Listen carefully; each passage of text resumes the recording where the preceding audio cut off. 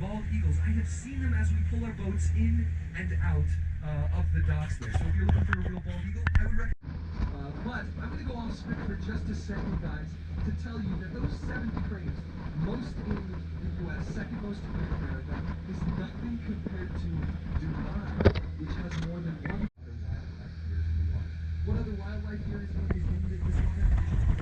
We have other gigantic predators, including the largest species of octopus on the planet, and that is the giant Pacific octopus. The giant Pacific octopus, that name is not like they are enormous. What can grow every summer they go down there hoping to earn their own beach, stake their claim on a beach that they can call their own, and then earn the right to mate with the female sea lions on that beach. But in order to do that, they have to challenge the current beach master, if you will, who is a much bigger, larger, older sea lion.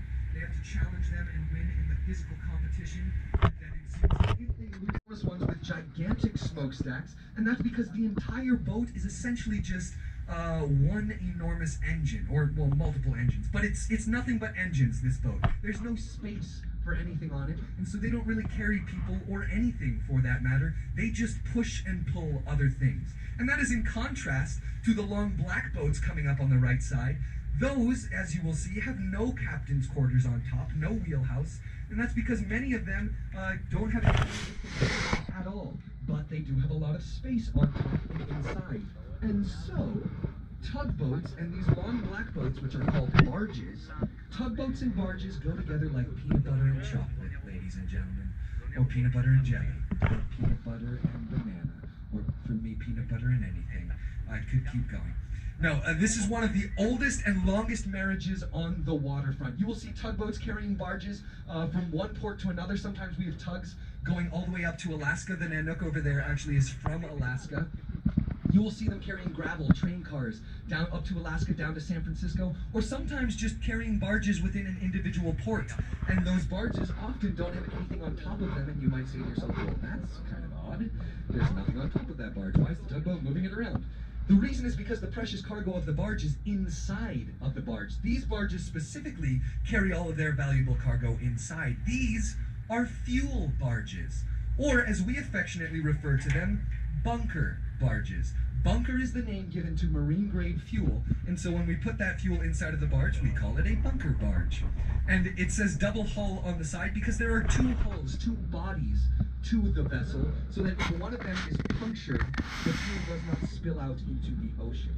You will also then sometimes see tugboats maneuvering enormous container ships or cruise ships into very tight openings. These container ships are great at transporting large amounts of goods, but very bad at maneuvering into small channels, such as the Eastern Duwamish Waterway, which we are about to go down right now. And you will see the tugboats moving the container ships to where they need to be, underneath some of the largest cranes on the planet. These white ones specifically coming up last year were the largest on the planet. We've had a couple of larger ones shipped down to our sister port in Tacoma, but these cranes, nonetheless, some of the largest in the world, stand 200 feet tall to the top of the body of the dinosaur, if you will, the top of the frame. And then when the boom is fully raised, or the arm or the neck of the giraffe, if you will, when it's fully up, they can be up to 400 feet high. All 200 to 400 feet came to us fully assembled on a boat, a container ship that looked kind of like the ones that you see, and it was quite a sight to see these cranes fully assembled coming in. 200 to 400 feet is also operated by a single person. That person is called the longshoreman. The longshoreman, he or she sits in a glass box in the belly of the beast, at the top of the cables, and he or she has one job. That is to load and unload these container ships as fast as possible, because time is money. They can unload a container in less than 60 to 90 seconds and get the container ships out of here in less than 72 hours. And that's essential because for every day that the container ship is here, it is costing the company $40,000 a day. You thought your parking tickets were bad. Oh no, my friends. Nothing compared to these. And that's cheaper than the alternative, which is headed through the Panama Canal at a cost of $750,000 This speed, in addition to the longshoremen being very efficient, the speed is increased by the fact that the containers themselves will only come in 3 different lengths: 40 feet, 45 feet, and 20 feet. As the world they are taking these containers, recycling them, and turning them into coffee shops. You can find more than 45 of them sprinkled around the country. And now, off the right side of the boat, you have a very close look at the Coast Guard section of the port. On the left is a Coast Guard cutter, a long white boat, very quick. Coast Guard cutters are used in anti-terrorism operations and occasionally drug busts as well. And then at the back is an icebreaker with the red hull. Does anybody know what the Coast Guard uses icebreakers for? Yeah, that's right. They will take them into cocktail parties to start conversations with strangers so that they can get to know them better. This boat will go into about 20 to 30 parties a year. This is an icebreaker, and it is used to break ice. At a cruising speed, that boat can break through, in the polar class, it can break through 6 to 8 feet of sheet ice, and if it really, really wants to, it can break through up to 20 feet of pack ice. The way that it does that is it will get a running start, ride the nose of the vessel up on top of the ice, and then the weight of the vessel itself will crack through the ice and separate the ice sheets. And if they get stuck in the middle of the ice, they are so technically advanced on that vessel that they can shift the fuel from one side to another to cause the boat to roll and rock back and forth, spinning in shape, do a little dance, and dance themselves free from the ice. That is in very high, and we lose roughly about 1,400 containers every year in our trans-ocean travel. That's roughly about 0.001% of the 13 million that we ship every year, so it's not that big of a deal. But every once in a while, it's a huge deal for a good reason. One of these container ships was headed down to our sister port in Tacoma when they encountered 36-foot high waves and hurricane-like conditions off the coast of the Aleutian Islands. The captain radioed in to say that he lost a couple of his containers off the top of his boat, one of which crashed open upon hitting the water and outspilled 28,000 little yellow rubber ducks.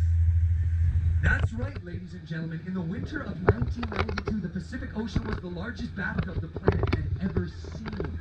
And scientists jumped at the opportunity to have so many individual serial-numbered objects floating around the waters that they reached out to ocean-goers around the world and said, if you find one of these little yellow rubber ducks, it wasn't just rubber ducks actually, there were also beavers, frogs, and turtles.